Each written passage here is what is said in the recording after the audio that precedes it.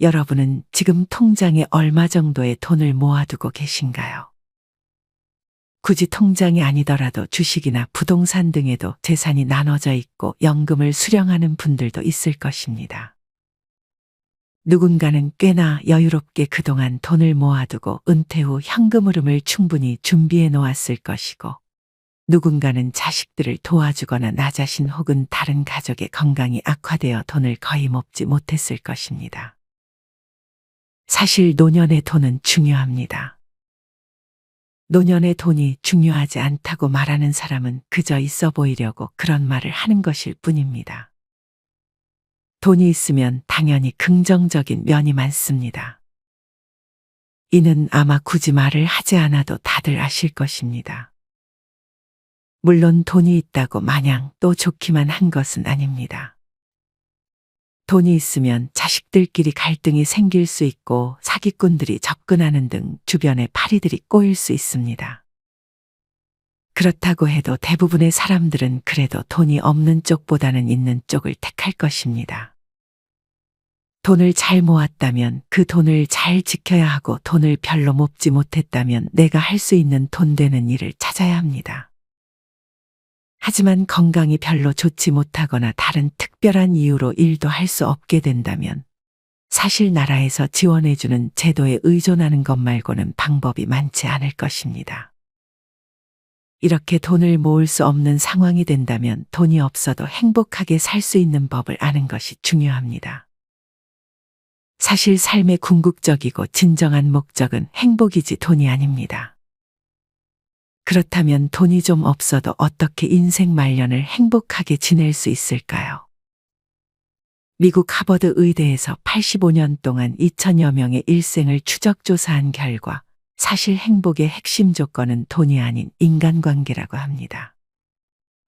물론 여기서 말하는 인간관계는 좋은 인간관계입니다.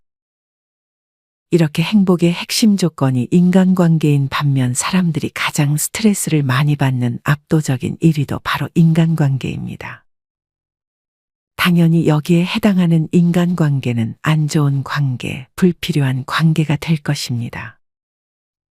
하버드 의대 성인 발달 연구소는 1938년에 청년 456명을 뽑은 뒤 현재까지 그들의 삶을 추적 조사했습니다. 이 중 84%의 참가자가 연구에 지속적으로 참여를 했고, 이 중 60명은 이미 90세를 넘은 나이였습니다. 이 연구에서 행복의 핵심 조건으로 뽑은 것이 앞서 언급했던 좋은 인간관계였습니다. 행복에 영향을 주는 요소로 돈이나 성취감, 건강 등 다양하지만 지속적이고 광범위하게 중요성이 증명된 것은 인간관계라는 것입니다. 가족이나 공동체와 연결된 사람은 그렇지 않은 사람보다 긍정적이고 위기를 잘 극복하며 건강한 것으로 입증이 된 반면, 고립된 사람은 성취가 낮고 수명도 짧았다고 합니다. 이 연구 결과뿐만 아니라 성공학자인 시비 케라에 의하면 성공의 85%가 행복학자로 유명한 포엘도 행복의 85%가 원만하고 바람직한 인간관계에 달려있다고 말했습니다. 여기서 다시 한번 강조하는 것은 그냥 인간관계가 아니라 원만하고 바람직한 인간관계여야 한다는 것입니다. 우리는 실패한 인생을 생각했을 때 실패한 사람의 대다수가 기술이나 능력이 부족해 실패한 것으로 단정짓는 경우가 많습니다. 하지만 위간 박사의 보고서에 의하면 인생의 실패 중 1이 차지하는 비중은 15%에 불과하며, 나머지 85%의 실패자들은 공통적으로 인간관계를 잘못했기 때문에 실패한 것으로 나타났습니다. 또한 인간관계가 좋지 않을 때는 두통이나 피로, 알레르기 질환 등 신체적, 정신적으로 악화되는 경우가 많았다고 합니다. 여러분도 안 좋은 인간관계 때문에 건강이 악화된 경험이 있을 것입니다. 이와는 반대로 좋은 관계는 몸과 마음뿐 아니라 두뇌까지 보호합니다. 그렇다면 어떻게 하면 좋은 인간관계를 만들 수 있을까요? 여기서 가장 먼저 알아야 할 것은 좋은 대인관계를 위해서는 자기의 마음을 잘 다스릴 수 있어야 한다는 것입니다. 나이와 상관없이 연인 관계에서도 우리는 지속적으로 상대가 나를 정말 좋아하는지 의심하고 확인하고 싶어 합니다. 이는 인간의 본성입니다. 하지만 이때 너무 상대를 믿지 못하거나 지나치게 의존을 하거나 의심을 하게 된다면 그때부터 인간관계에 문제가 생기기 시작합니다. 좋은 인간관계를 위해서는 나의 마음을 잘 다스리는 게 중요하다고 했는데, 마음을 잘 다스린다는 말은 자신이 지금 어떤 감정인지를 읽을 수 있어야 한다는 의미입니다. 물론 이는 그리 간단한 것은 아닙니다. 우리는 매일 하루 중 일부의 시간을 내서 자신이 어떤 사람인지, 나에게 있어 가장 중요한 것은 무엇인지, 나는 앞으로 어떤 사람이 되고 싶은지, 지금 나의 감정 상태는 어떤지에 대해 생각해보는 습관을 가져보는 것이 좋습니다. 그리고 또 중요한 것은 안 좋은 인간관계를 정리하는 것입니다. 늘 논쟁을 하게 되거나 그 사람과 있을 때 부정적인 감정이 더 많이 느껴지거나 내가 별로 신뢰가 가지 않고 상대가 나의 자존감마저 떨어뜨린다면 이는 좋은 인간관계라고 할 수 없을 것입니다. 그렇다면 이런 해로운 관계를 끊는 가장 좋은 방법은 무엇일까요? 이럴 때는 그냥 과감하게 관계를 끊는 것이 가장 좋습니다. 카톡을 차단하거나 전화번호를 삭제하면 됩니다. 물론 가족의 경우는 조금 복잡하겠지만 가족이 아니라면 클릭 몇 번으로 간단하게 관계를 끊어내버릴 수 있습니다. 오히려 관계를 좋게 정리하려고 했다가 상황이 더욱 악화되는 경우도 많습니다. 괜히 좋게 관계를 끊어내려 했다가 상대가 나에게 악감정이 생겨 안 좋은 소문을 내버릴 수도 있고 또 거기에 내 감정과 에너지를 소모하게 됩니다. 그러니 그냥 과감하게 끊어버리는 것이 체력도 아끼고 가장 좋은 방법이 될 것입니다. 불필요한 관계를 개선하면 그 체력과 에너지를 더 좋은 인간관계에 쓰고 아니면 지금 내가 집중해서 하는 것들에 쓸 수 있게 됩니다. 이렇게 좋은 인간관계만 옆에 두면 좋지만 누군가는 그냥 관계 자체에서 피로감을 느끼는 분들이 있습니다. 그냥 차라리 혼자 있는 것이 편한 분들입니다. 댓글을 보면 이런 분들이 참으로 많은 것 같습니다. 굳이 혼자가 편하고 외로움이라는 감정을 크게 느끼지 않는다면 굳이 좋은 인간관계를 만들기 위해 노력할 필요는 없는 것 같습니다. 그냥 혼자서도 하루하루를 바쁘게 잘 즐기는 분들이라면 괜찮지만 문제는 혼자 있을 때 그저 TV를 보고 하루가 길게만 느껴지는 분들이라면 외로움을 많이 느낄 수밖에 없습니다. 그렇다 보면 또 안 좋은 관계에 엮이게 되고 악순환에 빠지게 됩니다. 이처럼 나이가 들어가면서 하루하루가 따분하고 도대체 재미가 없다고 느껴지고 점점 산다는 것의 의미를 찾기 힘들어진다는 생각이 든 적 있으신가요? 이렇게 앞으로 남은 긴 세월을 어떻게 보내야 할지 모르겠다고 생각하는 분들이 은근히 많습니다. 하지만 이와는 반대로 어떤 분은 70세가 넘었지만 여전히 세상은 넓고 배우고 즐길 것은 많다고 생각합니다. 여러분은 남은 인생을 어떻게 보내고 싶으신가요? 대부분 후자의 삶을 원할 것입니다. 이런 삶을 사는 것은 그리 어려운 것이 아닙니다. 그저 관심이 가는 것에 적극적으로 도전하면 되는 것입니다. 결국 앞서도 언급했듯 나로 살아간다는 것은 호기심과 의욕을 잃지 않고 원하는 방향으로 자신을 이끌며 생을 가꾸어 간다는 것과 같은 의미입니다. 지금부터는 이와 관련하여 인생 후반기에 나로 살아가기 위해 알아야 할 3가지 지혜에 대해 알려드리려 합니다. 영상 끝까지 시청하셔서 인생에 도움되는 지혜들 모두 얻어가셨으면 좋겠습니다. 그럼 다시 이어가겠습니다. 첫째, 슈퍼 에이저가 되라. 파워 시니어와 액티브 시니어와의 차이는 명백하다. 액티브 시니어가 고령임에도 적극적으로 여가 생활을 즐기며 문화 활동에 나선다는 의미의 개념이라면 파워 시니어에는 이런 생활 패턴의 가치를 계속 추구해 나가는 동시에 보다 적극적으로 긍정적 영향력을 주변에 힘차게 파급시켜 나간다는 의미가 더해진다.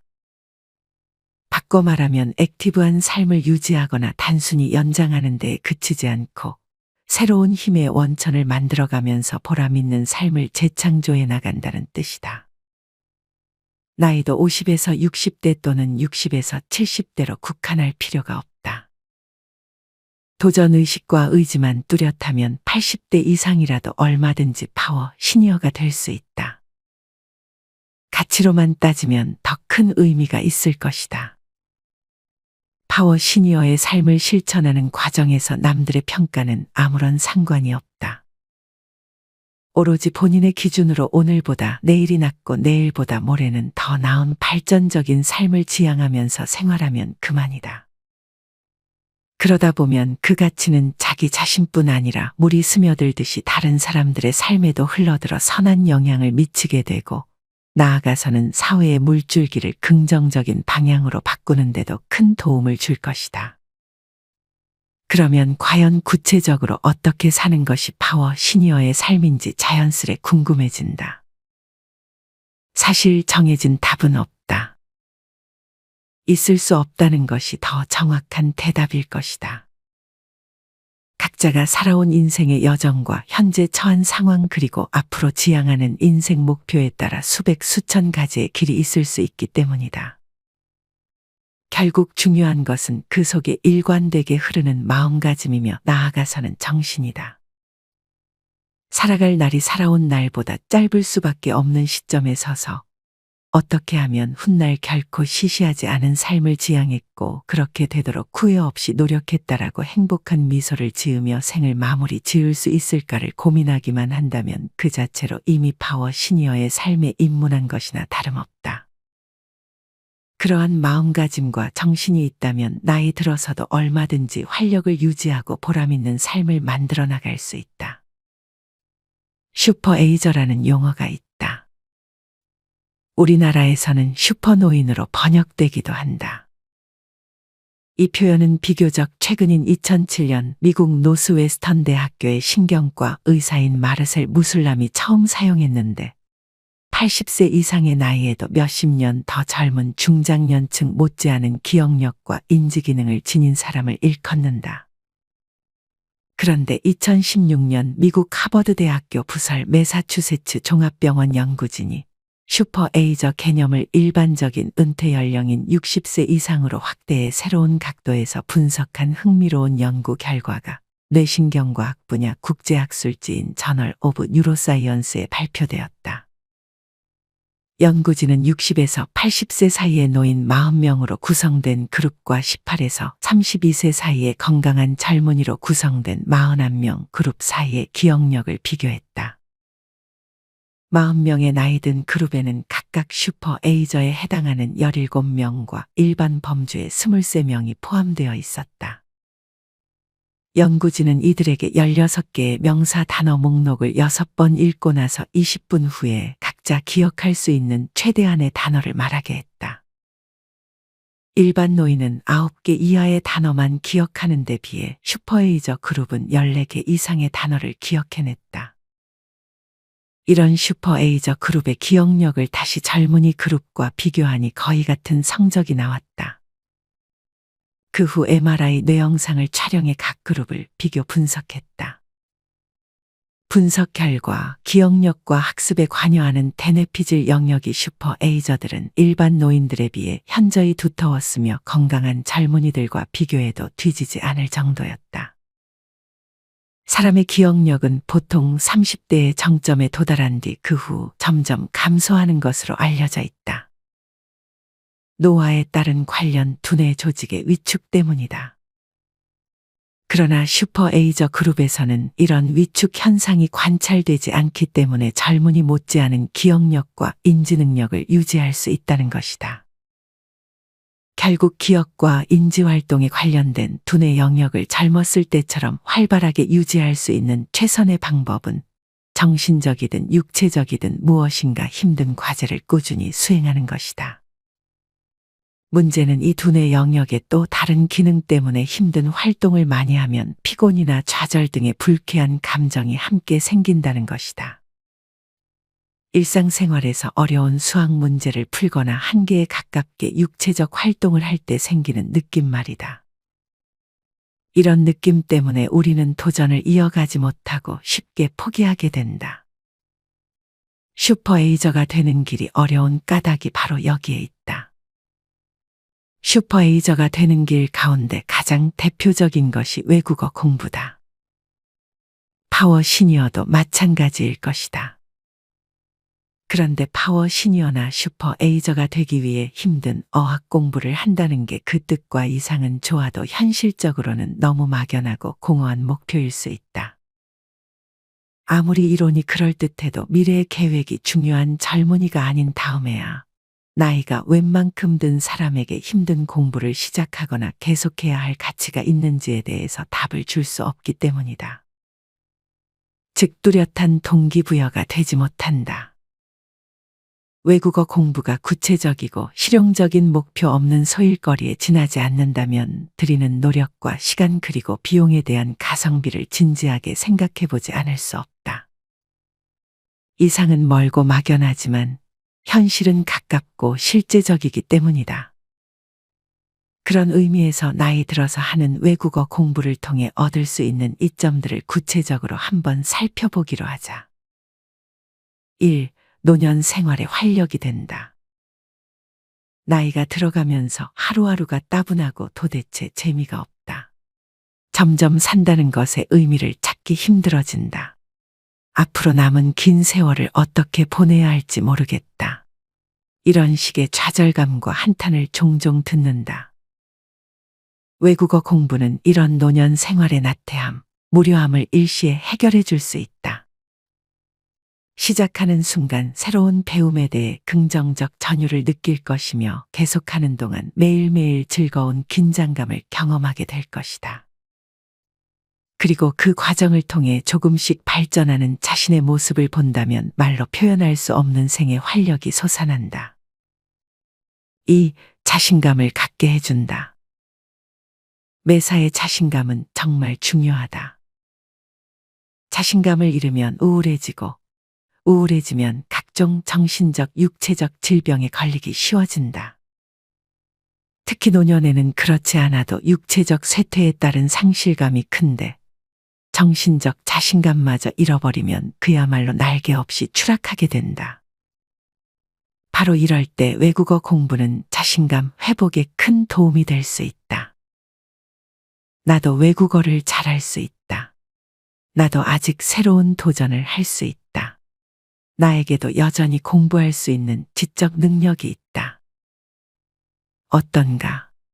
생각만 해도 자신감이 불끈 솟아나지 않는가? 3. 치매 예방에 도움을 줄 수 있다. 마지막 이유로 들고는 있지만 그 중요성에 있어서만은 시니어 계층에게 가장 솔깃하고 큰 동기부여가 되는 이유가 아닐 수 없다. 치매 예방을 위해 고스톱을 친다는 핑계까지 있는 판에 우아하고 품격 있으면서 보람도 남다른 외국어 공부를 통해 치매까지 예방할 수 있다면 가히 금상첨화일 것이다. 결론적으로 말하자면 나이 들어 외국어 공부에 새롭게 도전해서 끈질기게 이어나가기만 한다면 앞서 열거한 다양한 즐거움을 누릴 수 있을 뿐더러 이른바 파워 시니어로 가는 길목에서 중요한 문턱을 이미 넘어선 것이나 다름없다. 파워 시니어라는 단어에서 흔히 연상되는 육체적 활동에 더해 지적인 파워까지 겸한 진정한 파워 시니어로의 여정이 시작되는 셈이다. 인생 후반기에 기억해야 할 두 번째, 나이가 들어 기억력이 안 좋아질 수 있다는 사실을 있는 그대로 받아들여라. 그동안 보람이 컸던 만큼 어려움도 당연히 적지 않았다. 가장 피부에 와닿았던 문제는 역시 나이였다. 사실 어른이 되면 외국어 배우기가 점점 어려워진다는 것은 주지의 사실이다. 나 역시 이번에 장기간 어학연수에서 마치 나이를 잊은 듯한 열정으로 열심히 공부에 임했지만 이른바 현타가 오는 순간을 수시로 맞이했다. 나이는 역시 나이일 수밖에 없다는 새삼스러운 깨달음이었다.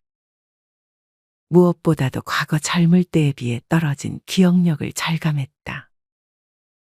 물론 여전히 웬만한 젊은 학생들 못지않다는 평가를 받곤 했지만 이전에는 2번 외우면 될 것을 3번, 5번 심지어 10번을 반복해야 한다는 것을 스스로 뼈저리게 느꼈다. 돌아서면 잊어버린다는 말도 점점 실감이 되었다. 집중력의 저하도 큰 문제였다. 나중에는 눈까지 침침해지려고 하니 아, 이것이 바로 나이가 들었다는 것이구나 하고 자인하지 않을 수가 없었다. 어학원에서 돌아와 숙소에서 복습과 예습을 할 때도 30에서 40분 이상 집중하기 힘들 때가 많았다. 그러면 도대체 어떻게 해야 한단 말인가? 뾰족한 묘책이나 비법이랄 수는 없지만 기억력 감퇴의 해결책으로는 여러 차례 반복을 마다하지 않는 마음가짐을 갖도록 애를 썼다. 기억력 감퇴만큼 시간을 더 들여 반복 공부를 함으로써 이를 만회하려고 노력했다고 보면 된다. 질이 떨어지면 양으로라도 승부를 걸어야 하지 않겠는가. 집중력 저하 문제는 정신무장으로 대처해 나갔다. 세월의 흐름을 막을 수도 없고 맞설 수도 없지만 현실적인 어려움에 크게 연연하지 않고 그동안의 인생 경험을 바탕으로 여유를 갖고 까짓것 집중력이 좀 떨어졌다고 한들 큰 흐름에는 무슨 걸림돌이 되겠는가 라고 생각하며 힘을 냈다. 그리고 어쨌든 오늘이 내 남은 생애에서 가장 젊은 날이다라고 되새기며 지금이야말로 새롭게 시작하고 도전할 최적기라고 마음을 다잡아 나갔다.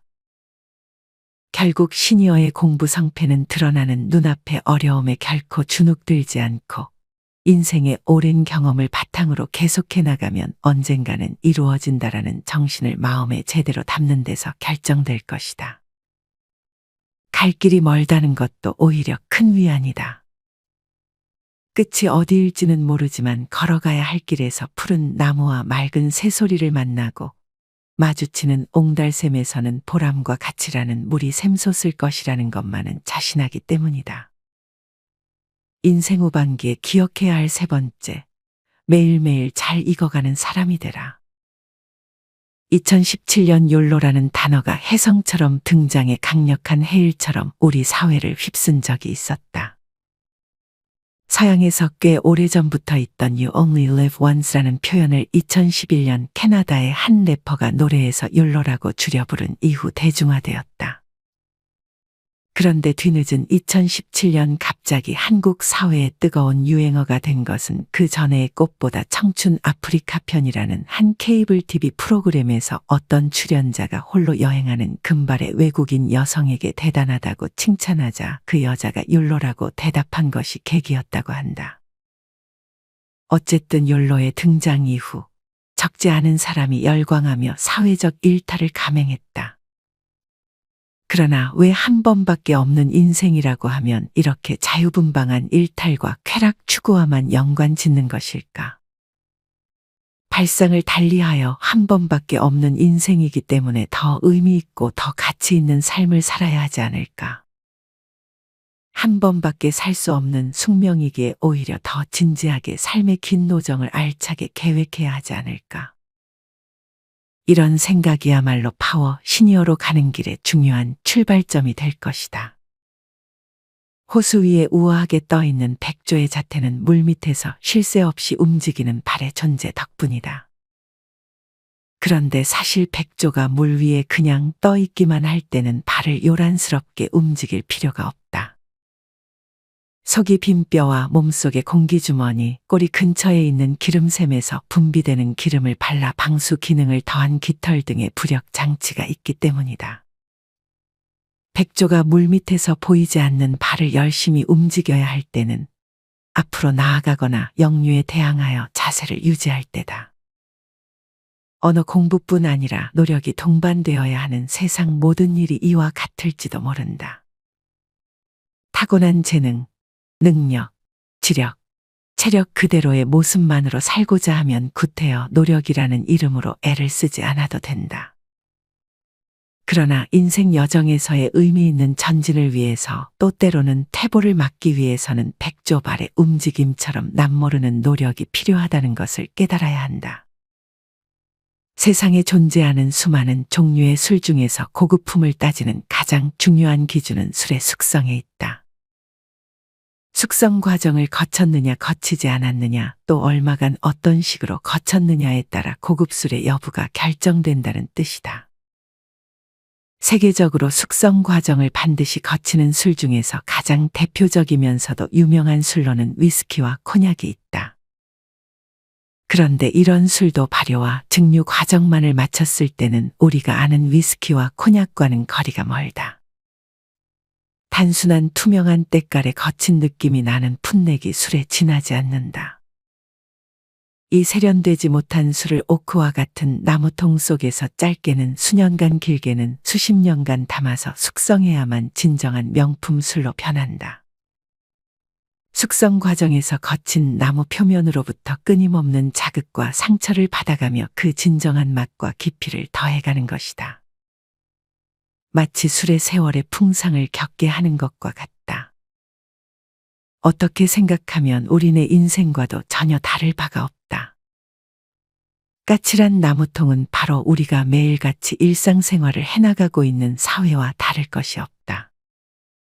오래 숙성된 술은 인생의 온갖 단맛 쓴맛을 맛보아가며 인생의 깊은 뜻을 이윽고 체득한 중장년이나 원숙한 노인과 같은 셈이다. 그런데 이들 술은 나무통의 좋은 향과 오묘한 풍취를 받아들이면서 매력적인 호박색과 함께 진정한 깊은 맛을 지니게 되는 동안에 정작 자신은 세월의 풍상 속에 어쩔 수 없이 몸이 점점 오그라드는 것을 경험한다. 이른바 증발 현상이다. 이 또한 우리네 인생과 다를 바가 없다. 시간이 가면서 술이 저절로 증발하듯이 우리 몸도 자연스럽게 약해지고 늙어가기 마련이다. 결국 잘 숙성된 명품 술과 같은 깊고 품격 있는 맛에 대한 자부심을 잃지 않는 가운데 또 다른 각도에서 육체적 쇠퇴에 대한 정신적 수용 태도를 가다듬어 볼 필요가 있다. 그런 마음가짐이야말로 파워 시니어로 가는 길에 생명수요 감로주가 되어줄 것이기 때문이다. 여러분은 오늘의 영상 내용에 공감하시나요? 인생의 행복을 너무 크게 생각할 필요는 없습니다. 작은 일들을 조금씩이라도 실천하면서 오는 행복감으로도 충분할 것입니다. 사실 누군가는 이렇게 노년 생활을 너무 고민하면서 살면 힘들다고 생각할 것입니다.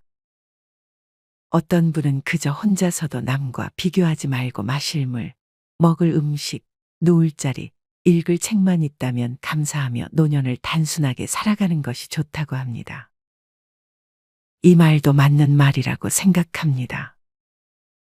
어떻게 살아가든 남은 인생 동안은 남들보다도 자기 자신을 잘 챙기시면서 살아가셨으면 좋겠습니다. 내면의 자신에게도 잘했다고 칭찬도 해주고 자신이 잘한 일이 있다면 적당한 선물을 해주면서 자신을 지켜 세워주는 연습을 해보세요. 만약 어려운 환경을 지금 잘 헤쳐나가고 있다면 스스로에게 용기를 북돋아 주셨으면 좋겠습니다. 이상으로 오늘의 영상을 마치겠습니다. 우리 모든 구독자분들의 행복한 여생을 응원합니다. 다음에 더 좋은 내용으로 찾아뵙겠습니다. 감사합니다.